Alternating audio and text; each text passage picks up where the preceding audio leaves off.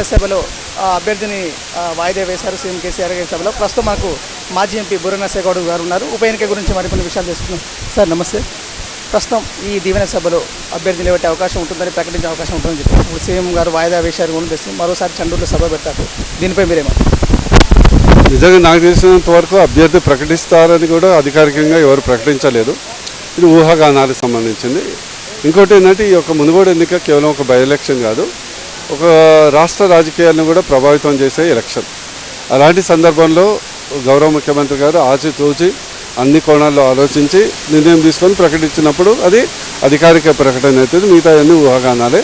రెండో అంశం ఏంటంటే ఈరోజు నోటిఫికేషన్ ఎప్పుడు వస్తుందో కూడా తెలియదు. నెక్స్ట్ మంత్ వస్తుందా, లేకుంటే 4 months తర్వాత వస్తుందా, నవంబర్లో వస్తుందా, డిసెంబర్లో వస్తుందా, ఇంతవరకు నాకు తెలియదు. నోటిఫికేషన్ రాకముందే ఇప్పుడు ఎట్లా ఉంటుంది అంటే ఇక తెలుగులో సామెత చెప్పినట్టు ఉంటుంది, బాగుండదు. అందుకొరకే గౌరవ ముఖ్యమంత్రి గారు నోటిఫికేషన్ ప్రాబబ్లీ వచ్చే ముందో వచ్చిన తర్వాతనో చేసే అవకాశం ఉందని, లేదా సరైన తరుణంలో వారు ప్రకటించే అవకాశం ఉందని నేను అనుకుంటున్నాను. ఈ సభకు సంబంధించి ప్రధాన ఉద్దేశం ఏముందని? కేసీఆర్ గారి స్పీచ్తో సభకు గురించి ఇక్కడ అభ్యర్థులు అనేది కేసీఆర్, గుర్తు అనేది కారు, రాజకీయాలు అనేది మునుగోడు కేంద్రీకృత రాజకీయం కాదు, దేశ రాజకీయాలకు ప్రతిబింబించే ఎన్నికలుగా కేసీఆర్ గారు చెప్పకనే చెప్పారు. సో అభ్యర్థి ఎవరనేది దట్ సెకండ్ థింగ్ అనుకుంటాను. ఎందుకంటే ఇది కేంద్ర ప్రభుత్వం కూడా బీజేపీ కూడా ఒక ప్రతిష్టాత్మకంగా వాళ్ళు అన్ని శక్తులు ఉపయోగిస్తున్నారు కాబట్టి ఇక్కడ అభ్యర్థి కూడా కేసీఆర్ గారే. ఎవరు అభ్యర్థి ఉన్నా కూడా కేసీఆర్ గారే అభ్యర్థిగా ప్రచారం జరగబోతుంది. మీరు కొన్ని వ్యాఖ్యలు చేశారు, బీసీలకు ఇక్కడ ఉన్న మునుగోడు సీట్లు కేటాయించాలని చెప్పేసి కూడా అన్నారు. గతంలో కూడా చూసుకున్నట్లయితే ఓసీ సామాజిక వర్గానికి చెందిన వాళ్ళే ఉన్నారు. ఈసారి మరి బీసీలకు వచ్చే అవకాశం ఉందా?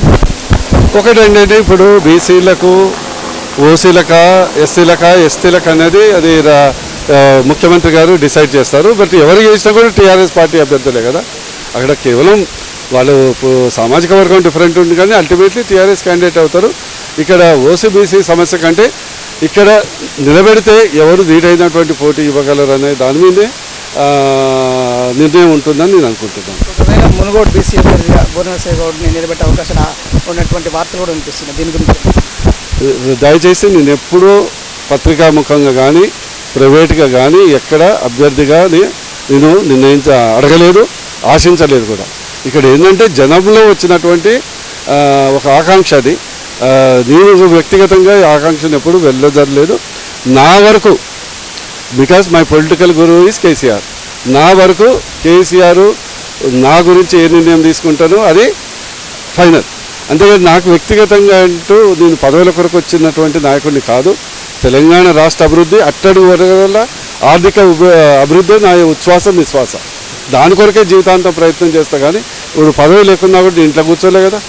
23rd March మే నాడు ఎలక్షన్ రిజల్ట్ వస్తే 2019లో 25th నుంచి ఇప్పటి వరకు ప్రజాక్షేత్రంలో తిరుగుతున్నా. ఎప్పుడు నేను ఇంట్లో ఉన్నాగా మీరు చూడలేదు. ఎస్ ఫర్ మీ ఇది బుర్ర నరసయ్య గౌడ్ కాదు, ఇది కేసీఆర్ గారికి ఎన్నిక, కేసీఆర్ గారే అభ్యర్థి. చివరిగా ఒక ప్రశ్న, ఇప్పుడు రాజగోపాల్ రెడ్డి మీద బలమైన అభ్యర్థిని ప్రకటిస్తేనే ఇక్కడ టీఆర్ఎస్ బలోపేతం అవుతుందని కూడా వార్తలు వినిపిస్తున్నాయి. ఇప్పుడు కూసుకుంట్ల ప్రభాకర్ రెడ్డి కాకుండా మరో కొత్త వ్యక్తిని పరిచయం చేసేటువంటి పరిస్థితులు కనిపిస్తున్నాయి అంటూ వార్తలు వినిపిస్తున్నాయి. అలాంటి వార్తలకు మీరేమంటారు? నాకు తెలిసినంత వరకు I'm telling you very clearly, KCR is అభ్యర్థి, కారు గుర్తు ఈజ్ ద సింబల్.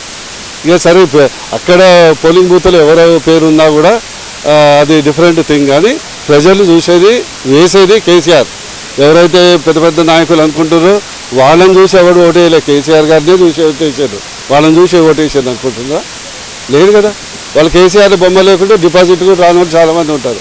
అందుకొరకు కేసీఆర్ ఈజ్ ద అభ్యర్థి, car is the symbol, that is the final.